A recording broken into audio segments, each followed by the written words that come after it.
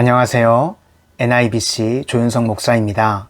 오늘은 창세기 4장을 통해서 고통이 해결되는 은혜라는 제목으로 하나님의 말씀을 증거하도록 하겠습니다.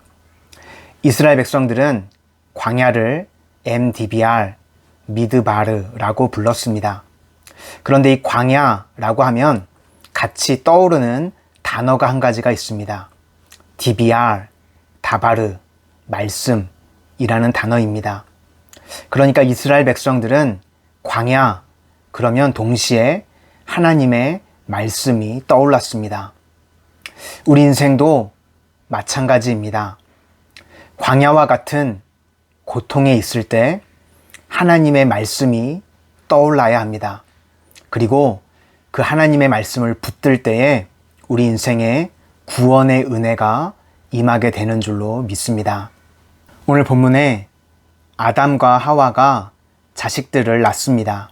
먼저 가인과 그 다음에 아벨입니다. 가인의 이름의 뜻은 얻었다. 그리고 아벨의 이름은 뜻은 허무하다 라는 이름의 뜻입니다. 그러니까 하나님을 떠난 인생은 얻은 것 같지만 결국은 허무한 인생이라는 것입니다. 우리 생도 마찬가지입니다. 하나님을 떠난 인생은 세상적으로 가진 것 같고 부유한 것 같아도 다 허무한 인생임을 잊지 마시기를 바랍니다. 오늘 본문 4장의 핵심은 바로 예배입니다. 예배를 하나님께 잘 드리느냐, 그렇지 못하느냐에 따라서 운명이 갈라지게 됩니다. 그래서 요한복음 4장 23절은 이렇게 말씀합니다. 아버지께 참되게 예배하는 자들은 영과 진리로 예배할 때가 오나니 곧 이때라. 아버지께서는 자기에게 이렇게 예배하는 자들을 찾으시느니라. 지금도 우리 하나님께서는 참된 예배자를 찾고 계십니다. 고난 중에 하나님을 예배할 때 구원의 은혜가 임하게 되는 줄로 믿습니다. 오늘 4절과 5절을 보면 아벨은 자기도 양의 첫 새끼와 그 기름으로 드렸더니 여호와께서 아벨과 그의 제물은 받으셨으나 가인과 그의 제물은 받지 아니하신지라. 가인이 몹시 분하여 안색이 변하니. 아벨과 그의 제물은 받으셨고 가인과 그의 제물은 받지 않으셨다고 말씀하고 있습니다. 하나님께서 사람과 제물을 동시에 받으셨다고 말씀합니다. 우리의 믿음과 삶이 같이 가야 한다는 것입니다. 믿음은 하나님을 향하는 것입니다. 죄는 관역을 벗어났다는 뜻 아닙니까? 즉, 하나님을 등진 인생, 하나님을 등지는 것이 죄라고 성경이 우리에게 말씀하고 있습니다. 이스라엘의 초대 왕이었던 사울은 자기를 향하고 세상을 향하고 세상 사람들의 시선을 향하고 있었습니다. 그래서 사무엘상 15장 22절에 이렇게 유명한 말씀이 나옵니다. 사무엘이 이르되 여호와께서 번제와 다른 제사를 그의 목소리를 청정하는 것을 좋아하심같이 좋아하시겠나이까. 순종이 제사보다 낫고 듣는 것이 순양의 기름보다 나으니. 다윗은 시편에서 어떤 사람이 의인이고 어떤 사람이 악인이라고 말하고 있습니까?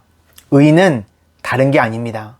하나님을 믿는 사람을 의인이라고 말하고 있고 하나님을 믿지 않는 사람을 악인이라고 말씀하고 있습니다.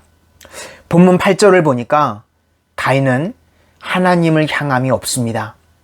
가인이 그의 아우 아벨에게 말하고 그들이 들에 있을 때에 가인이 그의 아우 아벨을 쳐 죽이니라. 자기 예배를 받지 않았다고 자기 마음대로 행동을 해서 동생을 죽이는 끔찍한 일이 벌어지고 말았습니다. 우리의 예배는 오직 하나님을 향하는 예배가 되어야 합니다. 14절입니다. 주께서 오늘 이 지면에서 나를 쫓아내시온즉 내가 주의 낯을 배웁지 못하리니 내가 땅에서 피하며 유리하는 자가 될지라. 무릇 나를 만나는 자마다 나를 죽이겠나이다. 그리고 가인이 이제 하나님과의 관계가 깨어져서 하나님과 단절되게 됐습니다. 그러자 마음 가운데 평안이 없고 두려움이 몰려오기 시작합니다. 마치 우울증에 걸린 사람과 같습니다. 보는 사람들마다 다 자기를 죽일 것 같아서 두려워서 살 수가 없는 존재가 됐습니다. 하나님을 떠나면 존재적 불안감이 있습니다. 그래서 가인이 한 일이 무엇인가? 성을 쌓고 자기를 지키겠다고 이야기합니다. 자기가 자기 자신을 지키겠다는 겁니다.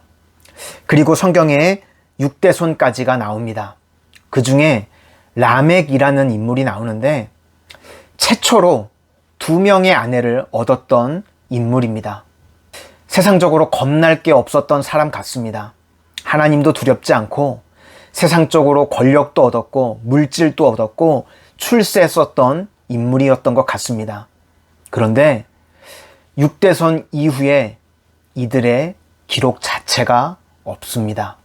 즉 하나님을 떠난 인생은 한 방에 훅 간다는 것입니다. 여러분, 하나님을 떠난 인생, 세상적으로 보기에는 대단해 보이고 훌륭해 보이고 위대해 보일지 몰라도 그 인생은 한 방에 훅 가는 인생임을 잊지 마시기를 바랍니다. 그리고 나서 하나님께서는 아벨을 대신해서 셋이라는 자녀를 다시 주시고 그리고 이제 셋을 통해서 에노스라는 자녀를 얻게 되었습니다.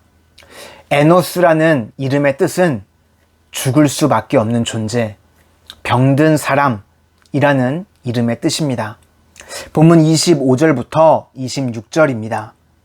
아담이 자기 아내와 동침함에 그가 아들을 낳아 그의 이름을 셋이라 하였으니 이는 하나님이 내게 가인이 죽인 아벨 대신에 다른 씨를 주셨다 함이며 셋도 아들을 낳고 그의 이름을 에노스라 하였으며 그때의 사람들이 비로소 여호와의 이름을 불렀더라.